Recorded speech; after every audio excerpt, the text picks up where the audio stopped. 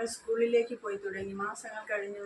രാജൻ്റെ ഒരു വിവരവും അറിയാൻ കഴിയുന്നില്ല. ഒരു ദിവസം അവൾ സ്കൂൾ വിട്ട് വന്നപ്പോൾ അതാ പോസ്റ്റ്മാൻ ഒരു കത്തുമായി വീട്ടിൽ വന്നു. അച്ഛൻ്റെ കയ്യിൽ കൊടുത്തിട്ട് അയാൾ പറഞ്ഞു, രാജൻ്റെ കത്തുണ്ട്. അച്ഛൻ ആ കത്ത് വാങ്ങി സന്ധ്യയെ ഏൽപ്പിച്ചു. സന്ധ്യ ആ കത്ത് മുറിക്കുള്ളിൽ ചെന്നിരുന്ന് കത്ത് പൊട്ടിച്ചു വായിച്ചു. അതിലിങ്ങനെ എഴുതിയിരിക്കുന്നു: എനിക്കിവിടെ സുഖമാണ്, ജോലിക്ക് പോകുന്നുണ്ട്, ഒന്നിനും ഒരു ബുദ്ധിമുട്ടുമില്ല. അവിടെ നിനക്കും അച്ഛനും അമ്മയ്ക്കും സുഖമെന്ന് ഞാൻ വിശ്വസിക്കുന്നു. മോളെ, നീ നല്ലവണ്ണം പഠിക്കണം, സ്കൂളിൽ പോകണം, മുടങ്ങാതെ പോയി പഠിച്ച് നല്ലവണ്ണം പരീക്ഷ എഴുതി പാസ്സാകണം.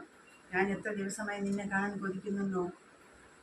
എത്ര ദിനങ്ങളായി കാത്തിരിപ്പൂ ദേവി, ഒന്നു നിന്നെ കാണാൻ കൊതിയായി എനിക്ക്, ഒന്നു നിന്നെ കാണാൻ കൊതിയായി.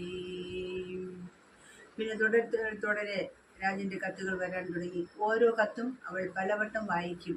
എന്നിട്ട് അവൾ എപ്പോൾ നോക്കിയാലും അങ്ങൊരു കോണിൽ ഒഴിഞ്ഞു മാറി കൊച്ചുപനങ്കിളി കൂടുപോലെ വിശ്രമം കൊള്ളുന്ന വീടതിലായി അന്തിത്തിരികൾ തൻ ജ്വാല മാത്രം. പിന്നെ എപ്പോൾ നോക്കിയാലും ദുഃഖങ്ങൾ മാത്രം. ആ വീട്ടിൽ ഇപ്പോൾ കളിയോ ചിരിയോ സന്തോഷമോ ഒന്നുമില്ല. അവൾ സ്കൂളിൽ മുടങ്ങാതെ സ്കൂളിൽ പോയി തുടങ്ങി. അവൾ സ്കൂളിൽ ചെന്നപ്പോൾ സാർ വന്ന് ചോദിച്ചു, സന്ധ്യ, രാജൻ്റെ കത്ത് വല്ലതും വന്നോ, വിശേഷം വല്ലതും അറിഞ്ഞോ?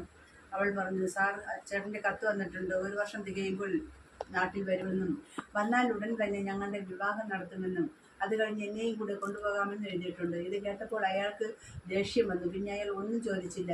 സന്ധ്യ വീട്ടിലേക്ക് പോയി. രാജനില്ലാതെ ഒറ്റയ്ക്ക് പോകുന്നതിൻ്റെ ദുഃഖം അവളുടെ മുഖത്തുണ്ടായിരുന്നു. അവൾ മുറ്റത്തെത്തിയപ്പോൾ അതാ അമ്മ അവളെയും പ്രതീക്ഷിച്ച് ആ കാറ്റാടിമരത്തിൻ്റെ ചോട്ടിൽ തന്നെ ഇരിപ്പുണ്ടായിരുന്നു.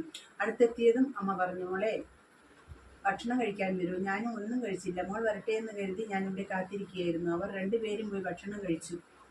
എന്നിട്ട് അവൾ മുറിയിൽ ചെന്നിരുന്ന് അവൾ പാടി: ഒരു കൊല്ലം കഴിയുമ്പോൾ വരുമെൻ്റെ രാജേട്ടൻ, പാരീസിലേക്ക് എന്നെ കൊണ്ടുപോകും. പാരീസിലുള്ളൊരു വാടക മുറിക്കുള്ളിൽ ഭാര്യ ഭർത്താക്കളായി കഴിഞ്ഞു കൂടും. അങ്ങനെ ദിവാസ്വപ്നങ്ങൾ കണ്ട് മാസങ്ങൾ കടന്നുപോയി. ഒരു ദിവസം അവൾ ക്ലാസ്സിൽ പഠിച്ചുകൊണ്ടിരിക്കുമ്പോൾ അധ്യാപകൻ ക്ലാസ്സിലേക്ക് കയറി ചെന്നു. സന്ധ്യ, സ്കൂൾ വിടുമ്പോൾ നീ ഓഫീസ് റൂം വരെ വരണം.